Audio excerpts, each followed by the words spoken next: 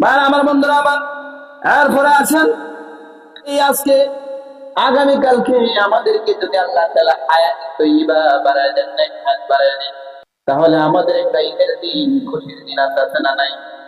আর জোরে বলেন আছে না নাই? এই খুশির দিন একটা ঈদের দিন। এই ঈদের দিন কাদের জন্য? ঈদের দিন হলো তাদের জন্য যারা পুরা রমজানটাকে আমার আল্লাহ তাআলা তার জান্নাত, আল্লাহ তাআলা বান্দাকে জান্নাত দেওয়ার জন্য পুরা রাত 24 ঘন্টাকে সাজাইছেন।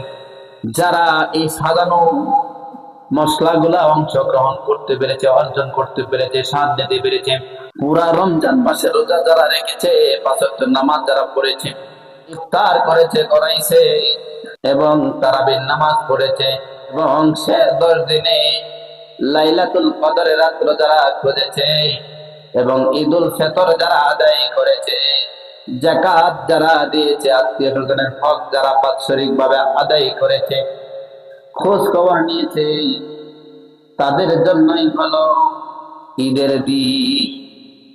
কথা বুঝতে পারছি? সহজে বুঝছেন না আপনারা? ঈদের দিনটা কাদের জন্য?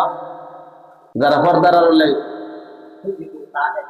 যারা পর্দার আড়ালে গান গাইছে এর লাগা, হ্যাঁ কথা বলছেন নি? এটা হলো আমি সংক্ষেপে শিরোনামটা বললাম, বিস্তারিত বলার সময় নেই। তাহলে কালকে ঈদের দিন কাদের জন্য? এটা আমারও কথা না, আবার রসুলেরও কথা না, স্বয়ং কার কথা? কারণ বাৎসরিক দুইটা খুশি দিন দিছে আমাদের জন্য। কয়টা দিন দিছে? দুইটা, একটা ঈদুল ফিতর এবং ঈদুল আজহা। এই দুইটা খুশির দিন কাদের জন্য?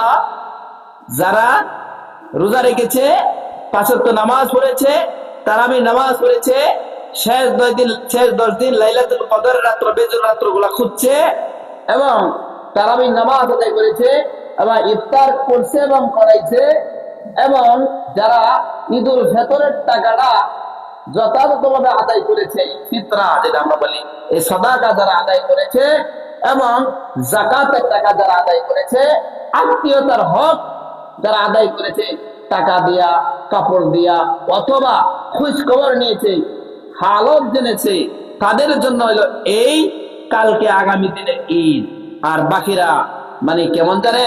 ওইটা হইলো যেমন আপনি দাওয়াত দিচ্ছেন বিয়ে বাড়িতে, যারা দাওয়াত দিচ্ছেন, যারা কার্যে দাওয়াত দিচ্ছেন এই তো দেখো, আর যেটা দাওয়াত দিচ্ছেন না সুরের মতো দিচ্ছেন। কথা বুঝতে পারছি? দাওয়াত ছাড়া বিয়ে বাড়িতে ঢোকাটা সুরি লাগে না? নিতে সুর লাগে না? সুর লাগে না? বুঝলেন না? ওই ঈদের মাঠের বিষয়টা হলো এরকম। আর তাদের জন্য ঈদের মাঠে নামাজ পড়া ওয়াজিব। আসেন এবার অনেকে দেখা যায় গরিব, অসহায়, হত দরিদ্র, কিন্তু অনেকে নতুন কাপড় না কেনার কারণে ঈদের নামাজটা, ভাই ঈদের নামাজে নতুন কাপড় পরে যাওয়াটা এটা ওয়াজিব না, ফরজ না, জাস্ট একটা নফল সুন্নাত।